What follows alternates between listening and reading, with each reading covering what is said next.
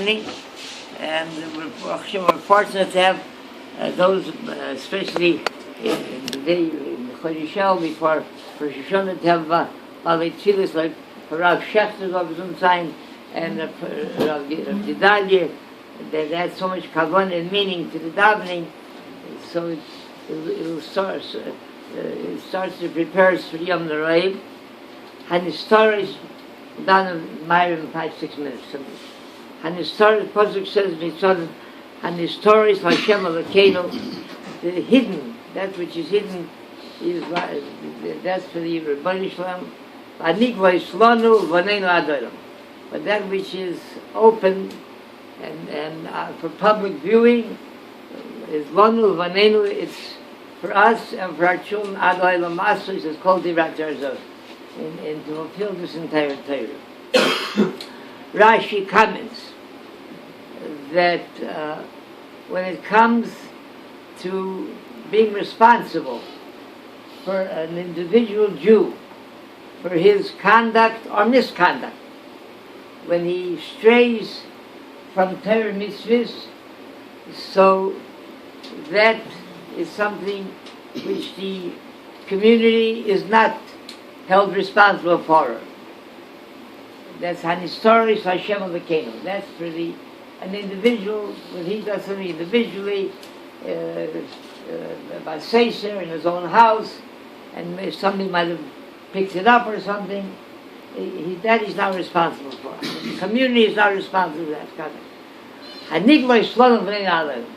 But a public desecration of Torah mitzvahs, so this is something that the public, if they just ignore it, they'll be punished severely. They'll have to answer on the day of judgment. There was a Rav Talmud Chacham who was asked to be at a chasna, and he had told them beforehand that he will not come unless there is a proper mechitze. When he arrived at the chasna, he saw that the chasna kale, they fulfilled their part of the deal. There was a proper kosher mechitze. So he sat down to enjoy the meal, and one of the Haredi Shi'in, the Shemer Termitzvahs, a religious Jew, walked over to him and says, Rabbi, I want you to know that this mechitze, this kosher mechitze that they put up, is only out of respect to you. But you should know that if you finish eating, and the minute you leave the hall, they're going to take the mechitza down, there's going to be taruvis, there's going to be mixed dancing. So he wondered, his time was precious, he had to say a shir, he had talmidim that he had to give Torah over to. Was he obligated to stay at that wedding and to prevent the public desecration by Hashem's name? There should be taruvis, sarayas, there should be mixed dancing, as long as there won't be any, or he's not responsible for that. He can be on his way. Here we're talking about a public desecration, like Rashi mentioned, at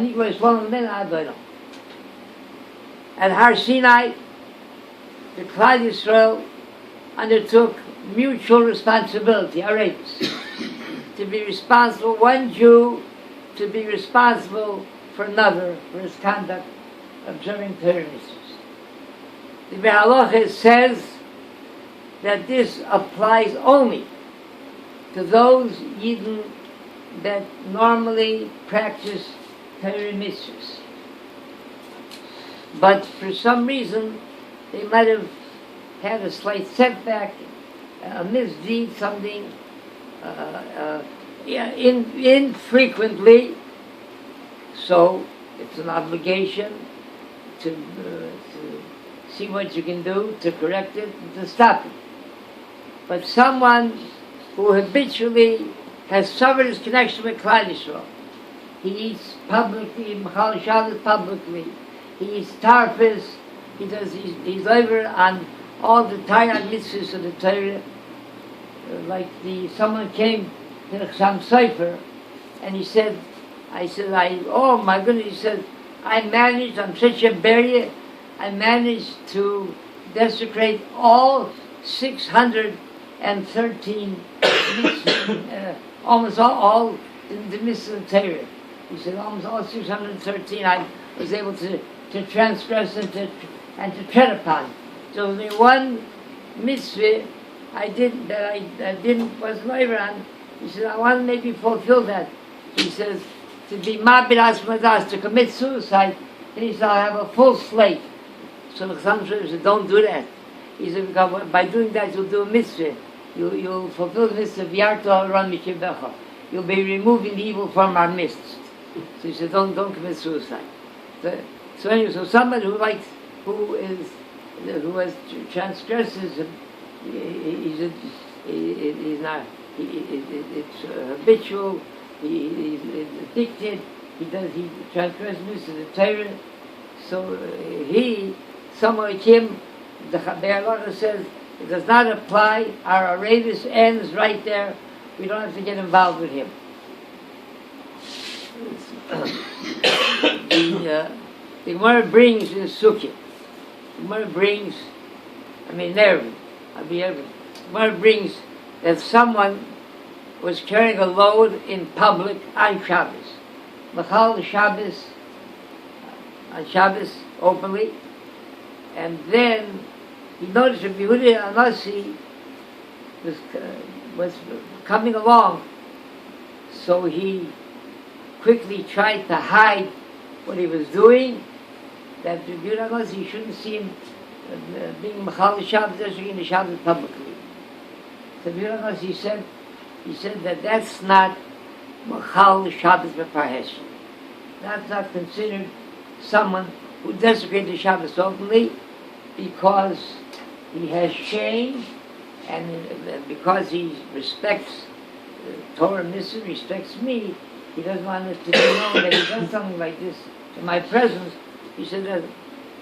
So very aptly we would say that in our case, here in this Rav, if these are people who out of respect to him, they didn't sever their ties with Torah mitzvahs.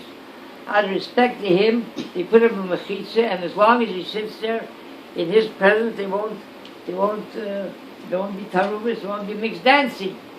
So it would seem that in his case, there's no question that he has to stay there and prevent the public dancing and mixed dancing.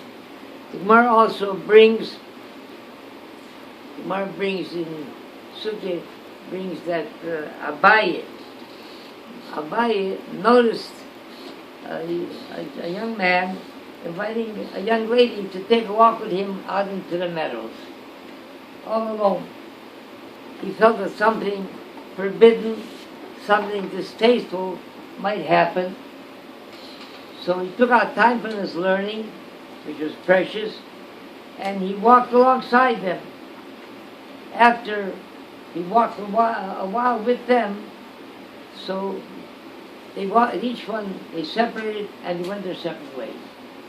So he stopped them from perhaps committing an arayos. So if Abaye, with his precious time, could take out time to follow a couple and make sure they shouldn't do an avera, so this Rav, no matter how, he can't compare himself to Abaye, his learning, he should definitely remain at the chasne and stop them from any sort of affair. Chanani ben Akash Oimer, Rotzak Rivol Zakish Yisrael, the Tikkel of the Mitzvahs, Shenemar. Yeah.